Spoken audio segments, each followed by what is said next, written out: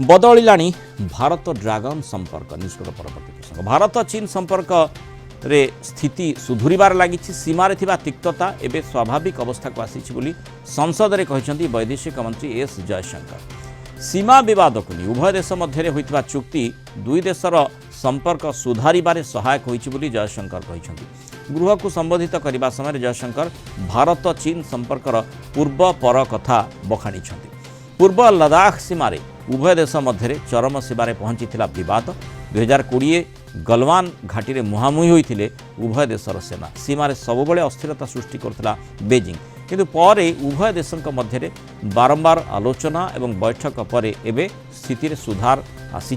सीमा विवाद को नहीं लगातार आलोचना पर पेट्रोलिंग व्यवस्था को नहीं उभय देश मध्य सहमति होता एलएसी रे शांति स्थापनार श्रेय सेनार बोली संसद को जनइछन्ति जयशंकर सीमार एवं विवाद नहीं रणनीतिक प्रयास उभय देश संपर्क में सुधार एवं उन्नति आसी बोली जयशंकर मत रखिछन्ति Recent developments that reflect our continuous diplomatic engagement since then have set our ties in the direction of some improvement.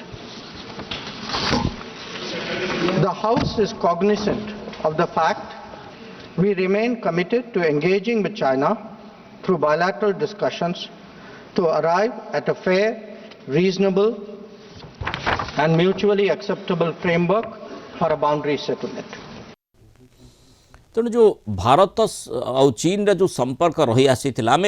पूर्वर मध्य देखीचे जे बहु समय एक कथा विशेषकर 90 दशक समय जो भली कहा जाए जे हिंदू चीनी भाई भाई से प्रकार संपर्क आगामी समय देखा कि अधिक आलोचना करबा अंतर्जातीय व्यापार विशेषज्ञ डॉक्टर निहार दास जोड़ी डॉक्टर दास स्वागत करबा आलोचना को आशा करबा जे संपर्क जे भली वर्तमान सुधुरी बोली आमर वैदेशिक मंत्री गृह सूचना देइछन्ति सेथिरे आहुरी सुधार आसीबो एवं जो प्रसंगटी आमे उठौचे जे हिंदू चीनी भाई भाई से कथाटी आमे आगामी समय रे कहिबा देखंतु वर्तमान परिस्थिति जदियो सरकार सबुठु भलो पोजिशन रे अछंती बा वैदेशिक मंत्री स्टेटमेंट निश्चित भाव रे गोटे शुभ सूचना दउची कि संपर्क बहुत भलो एवं निश्चित भाव रे अग्रगति करूची कथा होची जे भारत सरकार मध्य एवं आमे मध्य जानिछे कि निश्चित भाव रे गोटे प्रकार सतर्क दृष्टि मध्य रखिथिबे कारण आमे जानिछे बारंबार चीन तरफ केबळे धोखा दिया जायछि किंतु कथा होछि जे 2020 परवर्ती समय जेतिक अवनति घटितला गत 30 वर्ष रु अधिका समय मध्य सेते खराब संपर्क देखा जाय नथला एवं सेही दृष्टि रु जेबळी भाव रे आपण देखिथिबे जेतेबळे चीन रे वैदेशिक मंत्री सहित गत मास रे आम वैदेशिक मंत्री भेटभाट हेतला सेतेबळे मध्य जो एयर कनेक्टिविटी जहाँकि वर्तमान कौन डायरेक्ट फ्लाइट कनेक्टिविटी नहीं वर्तमान भारत सहित अतीत रे आमे देखिचे new Delhi Shanghai new Delhi Beijing China रु कोलकाता रु कुनमिंग एमती बहुत शहर को कनेक्ट करथला वर्तमान सेटा नाही एवं सेटा निश्चित भाव रे संपर्क को सुधार पाई सेटार गुडे बहुत आवश्यकता माने केवल सीमा रे नुहे मोटामोटी चीन मध्य नजर रखुथिबो जे भारत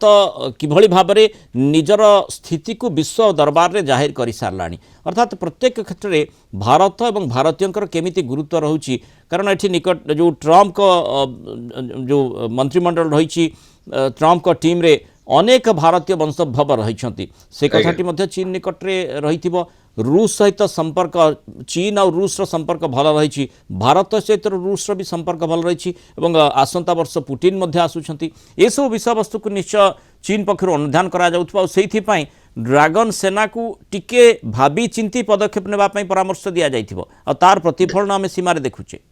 देखंतु निश्चित भाव रे कथा होछि वर्तमान चीन पई आवश्यक अमेरिका को जदि चैलेंज करिवार अछि ताहाले चीन भारत को केबे भारत विरोध रे तार कार्यकलाप जारी रखी सेटा करि परिबो नै कारण एशियन जो आमे अतीत रे मध्ये आलोचना करिछि जो ए जो शतक बा ए जो 21 शताब्दी सेटा एशियन सेंचुरी बोली आमे अतीत रे मध्ये बारंबार ଆଲୋଚନା କରିଛେ ଏବଂ ସେଠି ଏସିଆ ଏ ଶତାବ୍ଦୀ ଯଦି ଏସିଆନ କରିବା ପାଇଁ ପଡିବ ତେବେ ଭାରତ ଏବଂ ଚାଇନାକୁ ନିଶ୍ଚିତ ଭାବରେ କାନ୍ଧ ସହିତ କାନ୍ଧ ମିଳେଇ ଆଗକୁ ବଢିବା ପାଇଁ ପଡିବ। ଦ୍ୱିତୀୟ କଥା ହଉଛି ରୁଷିଆ କଥା ଆପଣ କହିଲେ, ରୁଷର ନିଶ୍ଚିତ ଭାବରେ ଗୋଟିଏ ଭୂମିକା ଥିବ ଭାରତ ଏବଂ ଚୀନ ମଧ୍ୟରେ ଯୋଉ ଡେମଚକରେ ଯୋଉ ପ୍ରକାର ଆମର ଚୁକ୍ତି ହେଲା ବା ଯେଭଳି ଭାବରେ ଆମେ ଆଗକୁ ବଢିଛେ ବର୍ତ୍ତମାନ ସେଇଟା ସେଥିରେ ନିଶ୍ଚିତ ଭାବରେ କାରଣ ରଷିଆ ମଧ୍ୟ ବୁଝିଛି ଯେ ଆମେରିକା ଯାହାର ବର୍ତ୍ତମାନ ପରିସ୍ଥିତିରେ ସବୁଠୁ ବଡ ଚ୍ୟାଲେଞ୍ଜର ବା ବଡ ଶତ୍ରୁ ବୋଲି କହିଲେ ମଧ୍ୟ ଅତ୍ୟୁକ୍ତି ହବନି। ସେଠି ଭାରତକୁ ସାଥିରେ ନ ରହି ସେମାନେ ଇଣ୍ଟରନ୍ୟାସନାଲ ବା ୱାର୍ଲଡ ଅର୍ଡରରେ ପରିବର୍ତ୍ତନ ଆଣିବାର ଥିଲେ ଭାରତକୁ ସାଥିରେ ରଖିବା ପାଇଁ ପଡିବ, ଯୋଉଠିକି ଆମେରିକାର ଦବଦବାକୁ କମେଇ ହବ। ଏବଂ ସେଇ ପରିପ୍ରେକ୍ଷୀରେ କିନ୍ତୁ କଥା ହଉଛି ଆମେ ଗତକାଲି ମଧ୍ୟ ଦେଖିଥିଲେ କି ଯୋଉ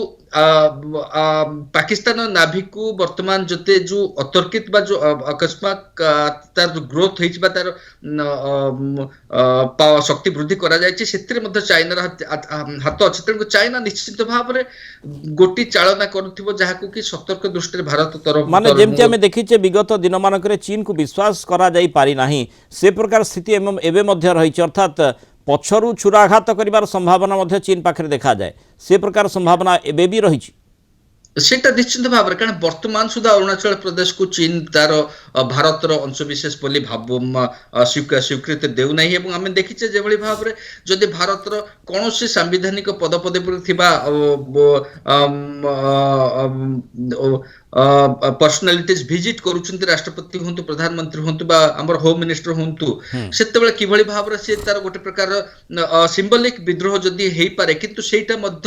ସେଥିରୁ ଯେ ପର୍ଯ୍ୟନ୍ତ କ୍ଷାନ୍ତ ନ ହେଇଛି ଏବଂ ଯେ ପର୍ଯ୍ୟନ୍ତ ଆମର ଏଲଏସି ଉପରେ ଯୋଉ ଯୋଉ ଜାଗାରେ ଚାଇନା ନିଜର ବୋଲି ଦାବି କରୁଛି ସେ ପର୍ଯ୍ୟନ୍ତ ଆମକୁ ନିଶ୍ଚିତ ଭାବରେ ସତର୍କ ଦୃଷ୍ଟି ରଖିବା ପାଇଁ ପଡିବ। ମାନେ ଯଦିଓ କୁହାଯାଉଛି ଭାରତ ଆଉ ଚୀନର ସମ୍ପର୍କ ସୁଧୁରିଲାଣି କିନ୍ତୁ ଆମକୁ ସତର୍କତାର ସହିତ ଆଗକୁ ବଢ଼ିବାକୁ ପଡ଼ିବ, ପାଦ ରଖିବାକୁ ପଡ଼ିବ, କାରଣ ଯେଉଁ ଚୀନ ସହିତ ଯେଉଁ ସୀମା ରହିଛି କେତେବେଳେ ଚୀନ ସେଠି ତାର ଆଭିମୁଖ୍ୟ କ'ଣ ରଖୁଛି ତାପରେ ନଜର ରଖିବାକୁ ପଡ଼ିବ। କେତେବେଳେ ଚୀନ ସାଧାରଣ ଦେଖାଯାଏ, କେତେବେଳେ ମାନେ ତାର ଚକ୍ରାନ୍ତ